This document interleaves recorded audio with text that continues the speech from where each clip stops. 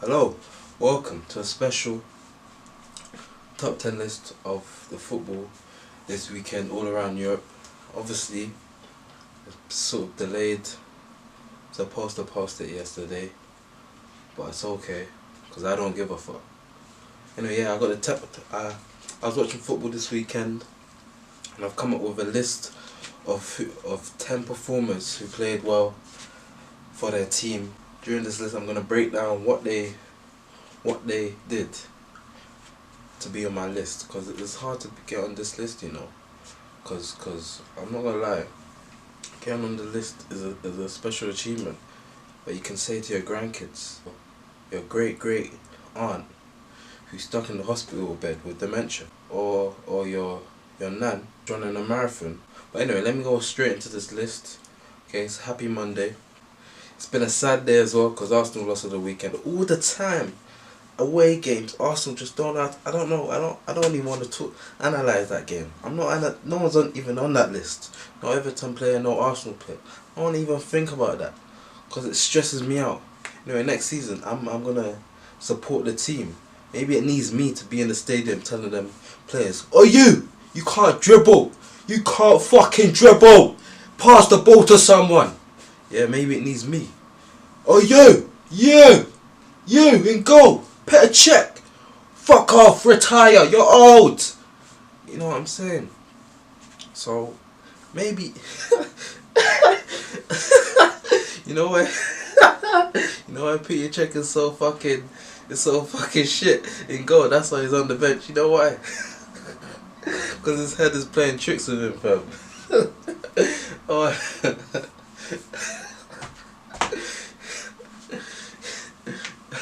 Them guys have... He probably wears a helmet because he's probably got early signs of dementia. Oh shit, that's probably not even funny. But in my head it sounded so funny. Oh fuck. Anyway, let me get into this list. Number 10, I put down Karim Benzema for Real Madrid. Real Madrid played against Eibar. I mean, the stadium was half empty. I couldn't believe it. So, but yeah, let me talk about the game. Benzema played well. I mean, there was a few offside calls, but he stayed dominant. He stayed motivated to get that goal, even though he was offside. Gareth Bale played alright as well. I mean, by the way, Real Madrid keep on going behind. I don't understand. Like, I think people are losing hope for Madrid. I mean, they're not winning the league this season. Then they get knocked out. I'm not sure. I think they got knocked out of the Champions League. So it's all going downhill. But maybe next season they can bounce back. Even Zinedine Zidane had to come back to try revive them and start winning games. But anyway, Benzema is at number 10. And number 9, I put down Serge Gnabry. I'm telling you, Serge Gnabry, he used to play for Arsenal. People said, oh, he had potential, but no one would have thought he would be playing for one of the best teams in Europe, Bayern Munich, getting assists, scoring goals, being impactful, if that's a word, being crucial for their team to win the Bundesliga.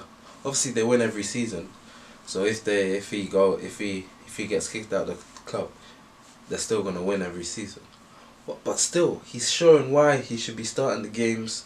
He's only in his 20s and he still has room to improve. He still has time to grow, and he hasn't even reached his peak yet. So the best potential, he's still got a couple more years until he reaches the best, and that's why he's at number 9. And really, he played well against Borussia Dortmund. I mean, that game was alright. I even put that Bayern Munich Dortmund game on my list as the top 3 games as well. So yeah, I'm going to talk about that later on. We'll move on to number 8 with James Maddison. Plays for Leicester. I mean, Leicester played well. They beat at number 8. I put down James Maddison. He was part of the team who beat Huddersfield 4-1. I mean, he was a really important player. And obviously, Huddersfield are already relegated, so they're already giving up on life. They're already thinking about the championship. The players are already thinking about, oh, some of the black players on the team are saying, oh, you know what? I don't want to put in my whole energy into that game. I got to. I'm flying out to Jamaica. Me need to have all the energy for them girls up there. We still got Leicester. We still got Jamie Vardy. Yeah, let's let them win. And obviously that's what they did. And Maddison was able to show his talent, show his skill. He was able to score a free kick, a great goal. I mean, that game was full of goals. Obviously, Jamie Vardy, I'm not really want to analyse the game, but Jamie Vardy also played well. You know, Jamie Vardy's a good player now. I just realised, like, obviously he doesn't get the attention. That's why people think that he's maybe he's not playing as well as like couple seasons ago, but he's still scoring goals. So he's still an important player for England and for Leicester. So yeah, it's a good performance by James Maddison and that whole Leicester squad. You know, at number 7, I put down obviously Kean. Now this week he scored a goal. I mean, even against AC Milan, on Saturday he scored a goal. I mean, he's shown his potential. He's showing his potential. Even though people are trying to be racist towards him, he don't fucking care. He's showing his potential. You know what I'm saying? Even though some of his players don't really aren't really supportive of him, he doesn't give a fuck. He's still scoring goals. He still comes off the bench and he does his business. Focus on the football, get off the pitch and move on to the next week. That's Moise Kean for you, fam. Imagine he was in the Premier League. I mean, he would. I think a couple more years, he's therefore has to try join the Prem. I mean, he's a good player, and that's why I love to watch him play, even though he doesn't really start that much. But when he does, I always analyse him. Anyway, number 6, I put down Jay Matata. You don't know? I don't know him. I just saw his performance against some team in Germany, Freiburg, and he scored a hat-trick for Mainz, and I feel like he played well. I mean, let me check where that Mainz team are in the table. They are in 12th. Oh, they're a mid-table team. Yeah, but yeah, Friday Night Football. He's got the strength, the power. Any names that you guys don't know, or guys who have potential, just research, watch their highlights, because I'm telling you, in a couple more years they're gonna be one of the best players in Europe. At number 5, I put down Jan Black. Played well against Barcelona. He saved Atletico Madrid, because obviously they went down to 10 men because Costa got sent off, but he saved them. Without him, I reckon Barcelona would have scored 3, 4, maybe even 5, because once Diego Costa got sent off, I feel like Atletico Madrid, you just knew that it's going to be very difficult for them. I mean, Barcelona had chances on chances and he was just able to survive and keep the ball out of the net so long until obviously Suarez scores and then Messi with a cheeky goal.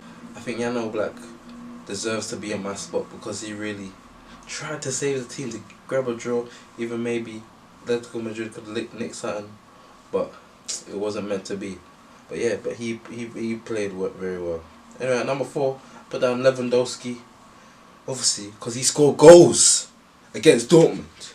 You only score goals and goals all the time against your former team. Like, you don't give a fuck. What's going on? I mean, obviously, in that game was wild. Keepers were making mistakes, and then obviously you got a captain.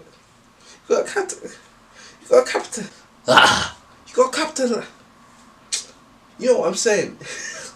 Oh shit! How can I not say the fucking word? You got to capitalize. You got to capitalize the fucking mistakes that keepers always make, and then that's what Lewandowski done. Okay, he was able to score from out of range, open goal.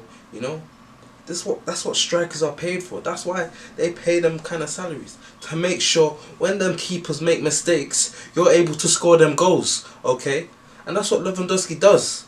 Okay, because he scored a couple goals against Borussia Dortmund. I mean, Borussia Dortmund played terrible. He scored twice against them. I mean, I'm not gonna lie, I thought it was gonna be more competitive than that. But I'm not here to talk about the game. I'm here to talk about the players' performances. And obviously Lewandowski played well throughout the game. He was very important to Bayern Munich's success against Dortmund. And number 3, I put down Pjanic. He was very important for Juventus' success against AC Milan. Obviously they beat them 2-1.